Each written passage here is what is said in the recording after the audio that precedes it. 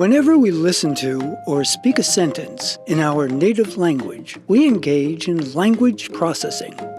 When we listen to a sentence and understand its meaning, we are engaged in sentence comprehension. When we construct and speak a sentence, we are engaged in sentence production. Language processing is not synonymous with knowledge of language. Language processing is the use of our knowledge in the acts of listening, speaking, reading, and writing. This series of short videos focuses on the processing of spoken language. But before we proceed further, let's consider this question: what is a process? The term process implies change. When we say something has been processed, we mean that it has undergone some sort of transformation. Consider the everyday example of processed food. A processed food is food no longer in its original natural state. There are many forms of food processing, like pasteurization and dehydration. Language processing is a bit like food processing. The processes in comprehension and production enable us to transmit thought from its source, the speaker, to its goal, the listener.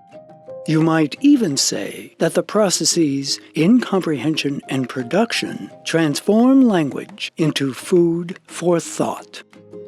After more than 60 years of research, there is general consensus among psycholinguists about the nature of language processing. This series will present comprehension processes separately from production processes. Here are some of the highlights. In adults, both comprehension and production proceed through a succession of phases. In each phase, a different process occurs.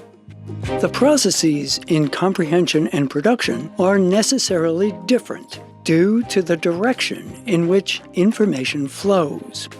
To comprehend a sentence, information begins with speech and ends with thought. Whereas, to produce a sentence, information begins with thought and ends with speech. The comprehension processes introduced in this series are word recognition and syntactic parsing.